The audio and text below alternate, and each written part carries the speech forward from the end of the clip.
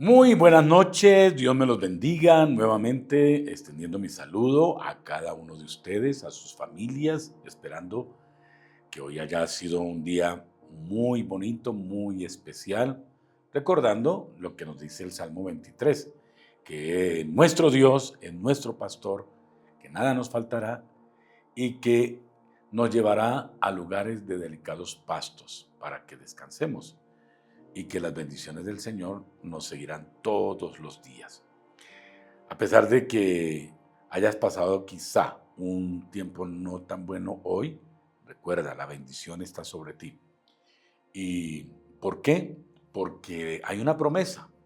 En Gálatas 3:9 dice que los que son de la fe, los que creen en el Señor Jesucristo, son bendecidos similar a como fue bendecido Abraham. ¡Qué alegría! ¡Qué alegría tenerlos a ustedes! Por favor, pase la voz, comuníquele a otros que estos en vivo de los miércoles de esta iglesia virtual va a tener un formato muy interesante, consistente en hacer preguntas y respuestas. Ustedes pueden mandarnos preguntas sobre temas de su interés y nosotros les vamos a dar respuestas con base en la Biblia. Por ejemplo, hoy vamos a tocar un tema muy interesante que se basa en la siguiente pregunta: ¿por qué Dios permitía y ordenaba matar a niños y a personas en la antigüedad? Esa es la pregunta. ¿Cuál es el tema? Dios es injusto, Dios es violento. Ese es el tema. Dios es injusto, Dios es violento. Seguramente todos nos hemos hecho esta pregunta: ¿por qué Dios permitía, y no solamente permitía, sino que ordenaba matar a niños y a personas en la antigüedad? Y cuando hablamos de la antigüedad es en la época del Antiguo Testamento, cuando Israel estaba bajo el dominio de los diferentes imperios que la historia nos registra. Entonces vamos a desarrollar este tema hoy y por eso es importante que pasemos la voz. Y cada miércoles vamos a tener temas de este interés, temas que a veces no se tocan en las iglesias o no los abordamos en las predicaciones por razones de tiempo. Pero antes de abordar el tema, lo más importante es orar al Dios de los cielos. Digan conmigo: Padre, te damos gracias por este día, porque tú nos das el pan diario, porque tú nos guardas de todo mal, nos has preservado de toda tentación, Señor. Te damos gracias, mi Señor Dios Todopoderoso, porque tu fidelidad, como cantamos en la iglesia, nos persigue, porque tú eres fiel a ti, fiel a tus promesas, fiel a tu palabra, y eres fiel a nosotros, Señor. Gracias, Dios, por tu generosidad, porque tú suples todo lo que necesitamos conforme a tus riquezas en gloria. Gracias, Señor, porque tú eres nuestro médico, Señor, y tú sanas todas nuestras dolencias, Señor. También gracias porque tú eres nuestro Dios compasivo y por eso nos perdonas nuestras culpas, nuestras debilidades. Y en esta noche te pedimos perdón con toda nuestra mente, con todo nuestro corazón. Señor, gracias por esta bonita oportunidad que tú nos das de estar juntos para honrarte, para adorarte. Y quiero invitarte a que adores al Señor con este fondo musical, donde el Espíritu de Dios te dé descanso, renovación y nuevas fuerzas. Señor, queremos adorarte y lo hacemos cantándote, honrándote, glorificándote. Siempre rendido a su voluntad. Sé que el autor de mi mañana guiándome está.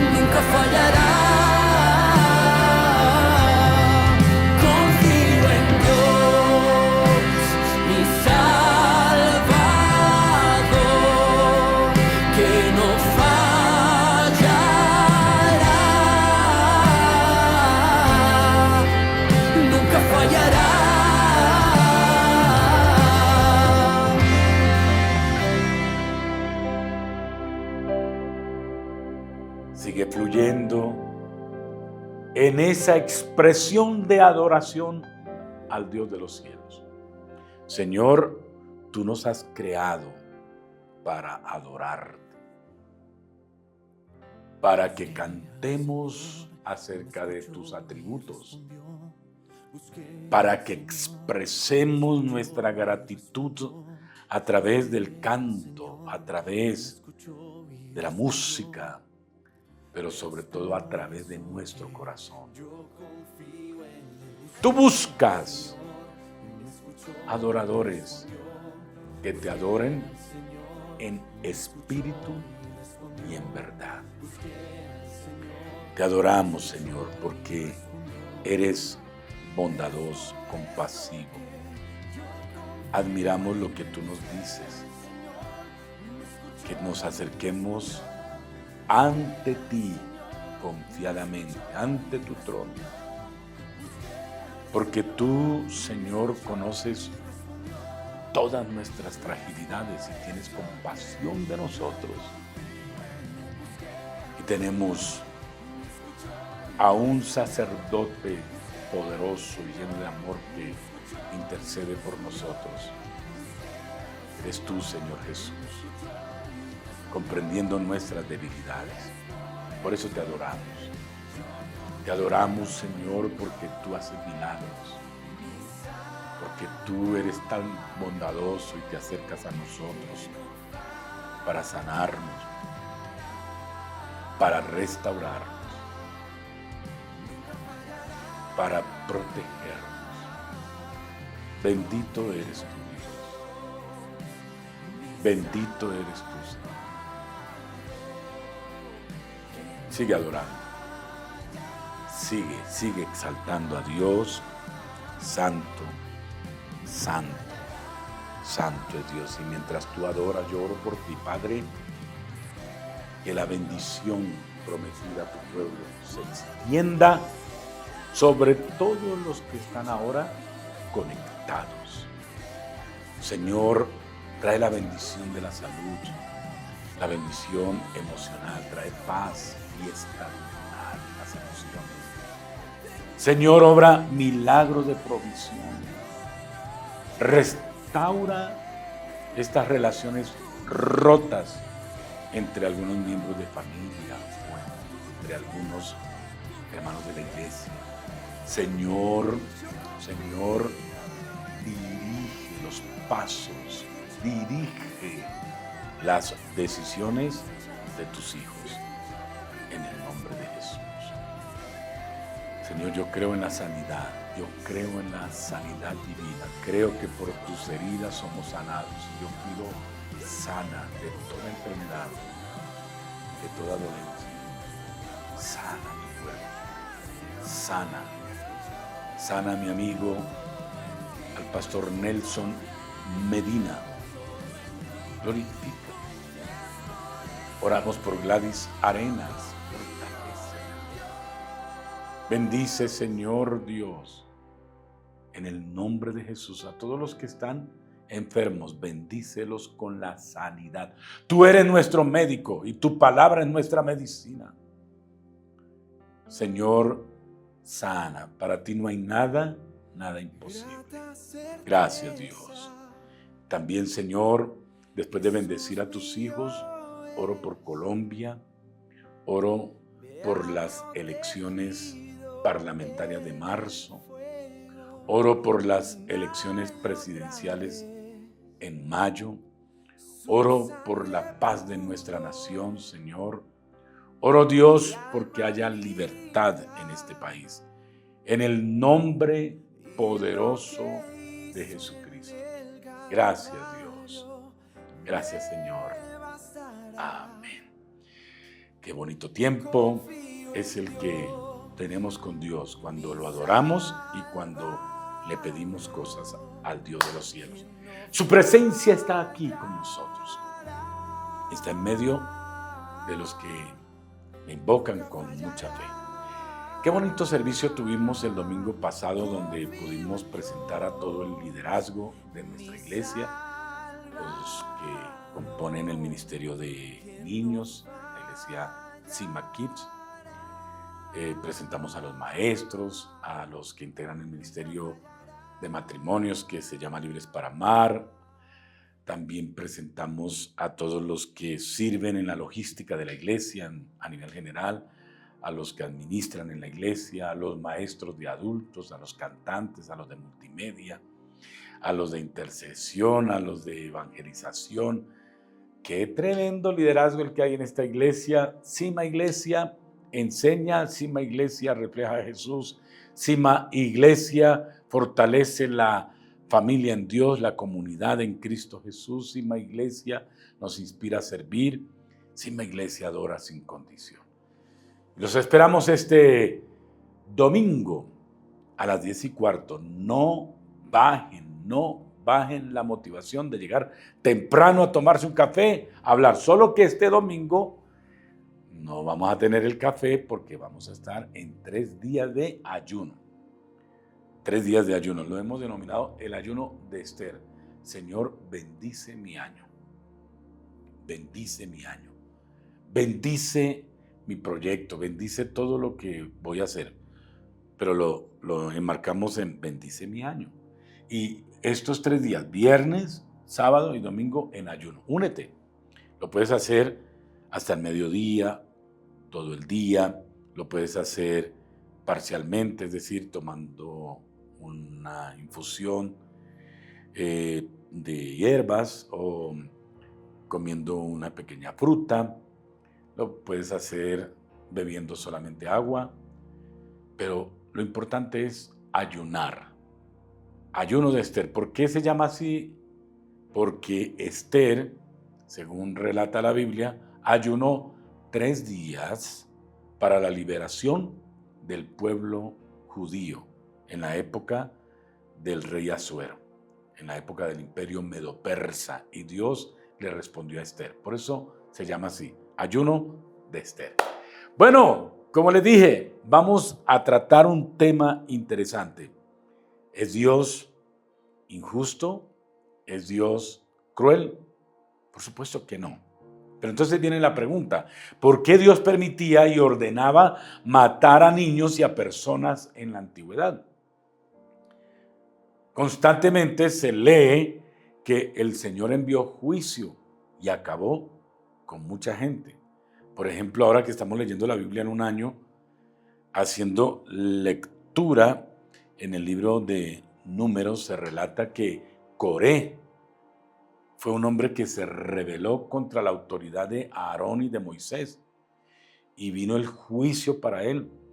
Y la Biblia dice que la tierra se abrió y tragó literalmente a Coré y a toda su familia, contando aún con los pequeñines. Luego dice la palabra que cuando el pueblo de Israel se enfrentaba contra tribus enemigas o países enemigos, Dios decía, hay que matar a todo el mundo. Por ejemplo, una vez el Señor le dijo al rey Saúl, mata a los amalecitas, mata al adulto, mata al niño, mata a la oveja, mata todo. Solo que Saúl no obedeció, pero la orden fue clara, hay que matar a ancianos, a adultos, a niños. Entonces viene la pregunta, ¿por qué si Dios es tan bueno? ¿Por qué? ¿Por qué? No comprendemos. Bueno, quiero mencionar varias cosas en relación con esto que puede hacernos cuestionar en nuestra fe o nos puede hacer dudar del amor de Dios. Quiero hablarle a ustedes de varias cosas. La primera, que el Dios del Antiguo Testamento no es diferente al Dios del Nuevo Testamento, es el mismo. Él no cambia. La palabra de Dios dice que Él es el mismo ayer, hoy y por los siglos de los siglos. ¿Qué significa? Que ese Dios inmutable tiene los atributos de siempre. Es decir, Él es bueno, Él es amor, Él es compasivo, pero también es justo, también se aira.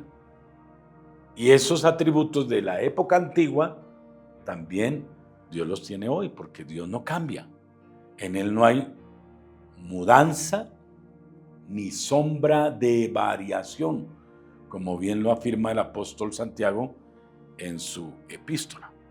Por otro lado, Dios no cambia, pero nuestra comprensión de las cosas sí va cambiando en la medida en que Dios se revela a nosotros. Otro asunto importante para considerar es que hoy leemos los eventos antiguos, pero con mente moderna. Tenemos que contextualizarnos, porque claro, si miramos en retrospectiva, pues decimos, ¿cómo así? ¿Por qué pasó eso? Entonces, no podemos leer todo lo que pasó en la antigüedad con la mente de hoy, sino con la mente de aquel entonces.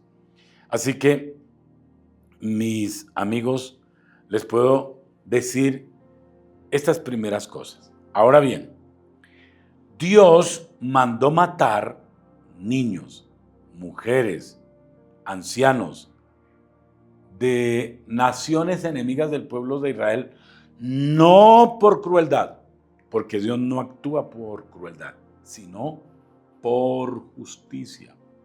Dios es justo. Así que si Dios no manda matar a estas personas que practicaban la brujería, que tenían prostitución sacerdotal, es decir, mujeres sacerdotisas que mediante actos sexuales rendían cultos a sus dioses, gente que hacía pasar a sus hijos por el fuego en honor a sus dioses. Si Dios permite estas cosas, no sería justo, sería un Dios permisivo. Dios es santo y la santidad de Dios se expresa en su justicia. Él no va a dar al malo una retribución, no, al malo lo va a castigar porque así está establecido. El que desobedece tendrá la muerte. Por otro lado, pues, bueno, antes de pasar a otro asunto, recuerden una palabra del apóstol Pedro, en la segunda epístola de Pedro 3:9, que dice así: el Señor no se tarda para cumplir su promesa, como algunos piensan, sino que nos tiene paciencia y Él no quiere que ninguno se pierda, sino que todos se vuelvan a Él. Pero si no se vuelven a Él, sino que se vuelven a la brujería, a la prostitución, a la violación, a las cosas malas, pues entonces no hay nada que hacer. Si la gente se arrepiente, Dios los guarda. Si no se arrepiente, pues van a tener que enfrentar las consecuencias de su pecado. Ahora bien, tenemos que considerar que en esa época el mundo no tenía ley, no tenía derechos humanos, no había derechos para los niños, no había tratados de paz, no eran naciones completamente civilizadas, eran culturas que sacrificaban a los niños, que tenían la práctica de la prostitución como rito religioso, había una esclavitud brutal, era una cosa muy seria la que se vivía en esa época. Entonces, si Dios no intervenía, la maldad se iba a expandir. Entonces, yo lo veo así. Un cirujano observa que hay un tumor en el cuerpo. Entonces lo lleva a la sala de cirugías y allí le practica, antes pues lo anestesia y le practica la cirugía, le extirpa, le corta. Todo este proceso pues no se ve bien. Uno dice, no, que pobrecita la persona que es sometida a esta cirugía. Pero al quitarle esa parte le hace un bien. Eso pasaba con la civilización antigua. Dios tenía que cortar esa maldad para que el mundo no se contaminara. para que Israel no se contaminara de la maldad y para que ese pueblo se preservara y de esta manera pudiera venir el Mesías, porque si el pueblo de Israel se destruye por su pecado, no hubiera Mesías, no hubiera nacido el Salvador. Hay otro asunto que pues lo hace pensar a uno y es el tema de los niños. ¿Por qué el Señor mandaba matar a los niños? Bueno, si los papás morían porque practicaban la brujería, porque practicaban la prostitución como ritual religioso, imagínense ustedes muchas mujeres sacerdotisas y los hombres yendo al culto de esas deidades paganas y allí tener relaciones sexuales, pues eso está mal. O tomar a un bebé o a un niño de 1 año, de 2 años, de 3 años, de 4 años y colocarlo vivo en un altar al dios Moloch, pues eso es horrible, muy horrible.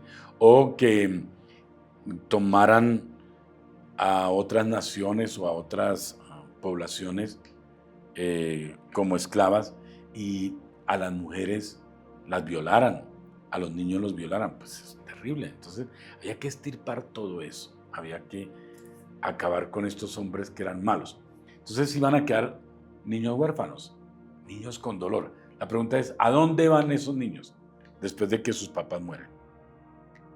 ¿Qué iba a pasar con esos niños? Entonces, nosotros tenemos un concepto de la muerte muy diferente al concepto de Dios. Tenemos un concepto de la eternidad muy diferente al del Señor. En consecuencia, para Dios es mejor quitar a un niño de la tierra, quitarlo del dolor de no tener a su papá. Pues esos hijos iban a tener el recuerdo de que sus papás habían sido muertos de forma cruel. Entonces, era mejor llevarlos al cielo, porque el niño que muere es inocente y va para el cielo. Entonces, todos los niños que morían, pues iban a tener un gran beneficio. Primero, ir al cielo y segundo, no tener que vivir en la tierra sin papás, sin mamás y estar sufriendo ahí de pronto porque otros los tomaran y los explotaran, los maltrataran. Entonces, eso explica por qué el Señor mandaba matar a los niños. Obviamente para nosotros esto es cruel, pero ¿qué pasa si un niño se queda sin sus papás?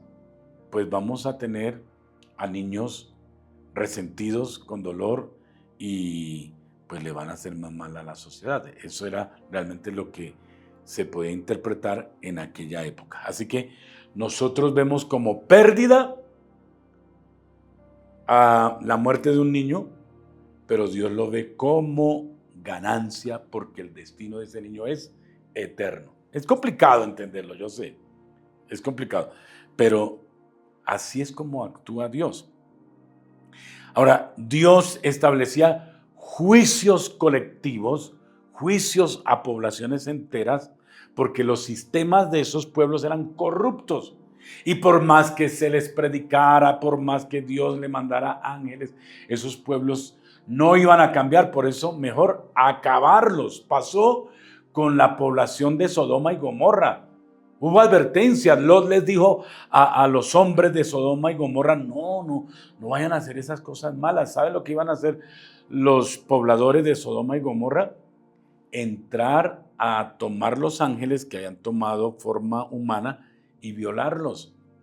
Y Dios les mandó un castigo, quedaron ciegos. Y aún así ciegos buscaban a los ángeles que se habían hecho humanos para violarlos. Entonces Dios dijo, no, hay que acabarlos porque esta gente es muy corrupta en extremo. Y por eso los mataba. Ahora, uno dice, no, pero Dios, ¿por qué hace eso? Pregunto. Si un juez manda a la cárcel a un violador de niños, ¿está actuando correctamente el juez? Si un juez dice, no, aunque haya ese señor violado a 5, a 10 niños, a 10 niñas, No, él tiene una oportunidad. No hay que violarle los derechos humanos. Hay que dejarlo que se recupere y que siga libre y que siga gozando de los beneficios del Estado. ¿Es correcto eso? ¿Que un juez haga eso? No. Entonces, ¿por qué cuestionamos a Dios? Dios ve que hay pueblos enteros que hacen cosas malas y pues no podemos decirle, no, Dios, no los castigue, porque tú eres bueno. Una cosa es que Dios sea bueno y otra cosa es que Dios sea permisivo. Les hablo así en este lenguaje sencillo para que podamos como entender, como si fuera una conversación sobre este tema que es álgido, que es un tema muy complejo. Ahora, Dios nunca mandaba ataques a poblaciones aisladas. Dios mandaba estos ataques a culturas completamente degeneradas. Por eso debemos entender que Dios no disfruta el juicio. Dios no disfruta que la gente caiga bajo la ira del Señor. No, no, no. Mira, en Ezequiel 18:23 dice, ¿acaso me es placentero que el malvado muera? Mira la pregunta, ¿acaso me es placentero que el malvado muera? Más bien, quiero que se aparte de su maldad y que viva. Esa es la voluntad de Dios, pero si el ser humano no hace caso, si el ser humano sigue endurecido en su corazón, pues Dios tiene que castigarlo. Dios no quiere la destrucción de las personas. Dios quiere el arrepentimiento de las personas. Pero si las personas no se arrepienten, dice la palabra que la paga del pecado es muerte. Entonces, yo veo a Dios que es misericordioso, que Dios no quiere castigar a la gente. Y hay un ejemplo muy claro en esto y es lo que sucedió en Nínive. Nínive pecaba. Nínive tenía una maldad al extremo y Dios le mandó a un predicador llamado Jonás, le dio la palabra y Nínive se arrepintió. ¿Qué hizo Dios? Aceptó el arrepentimiento de Nínive y por eso no los enjuició, no los mató, porque la advertencia era, si ustedes no se arrepienten, los voy a destruir. Pero Nínive dijo, listo, sí, claro, nos arrepentimos. Entonces, esto para que tengamos en consideración que Dios da oportunidades, que Dios es compasivo.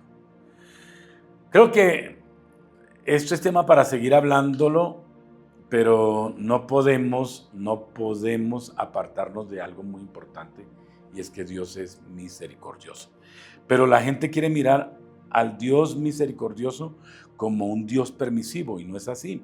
Dios es amor, pero también es fuego consumidor. En Hebreos 12:29 dice, porque nuestro Dios es un fuego consumidor. Dios es amor, pero también Dios se aira, como un papá que se enoja con su hijo que es desobediente, como un papá que aplica normas, y si las normas son violadas por sus hijos, pues hay consecuencias en los hijos. Es así. Entonces, no juzguemos a Dios, sino más bien pidamos la misericordia de Dios, pidamos que el Señor ayude a esta humanidad a que se arrepienta y no miremos la antigüedad con nuestra mente moderna. Hay que modificar la cosmovisión. Conclusión, Dios es bueno. Dios es bueno. Dios prefirió erradicar una parte del mal y preservar a toda una humanidad. Así de claro.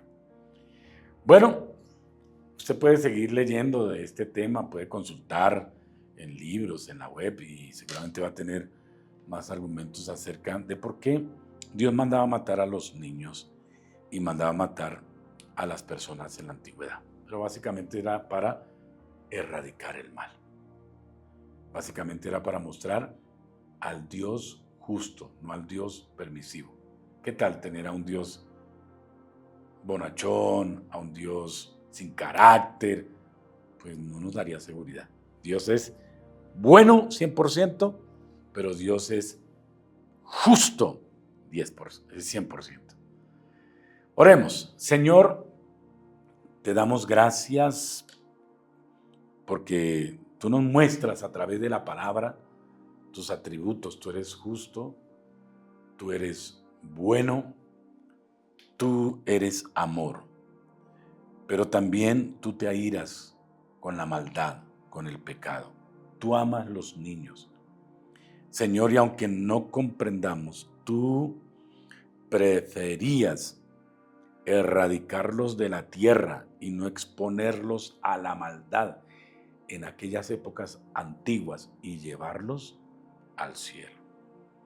Señor, gracias porque tú nos das a entender que tú eres correcto, íntegro y que actúas en forma perfecta. Te adoramos y te bendecimos. Creemos que tú eres amor, pero que tú no eres permisivo con la maldad que destruye vidas. Amén. Bueno, llegamos al final de este tiempo, después de haber orado, después de haber reflexionado en esta palabra. Esto es como un abrebocas. Yo estaba pensando que sería bueno tomar unos 2 domingos y tener una enseñanza más detallada de este tema, porque realmente hay mucho por hablar. Pero espero que esto les haya beneficiado, que esto les haya ayudado. Que la bendición del Padre, la bendición de nuestro Señor Jesucristo y la bendición del Dios Espíritu esté con todos ustedes. Nos vemos el domingo.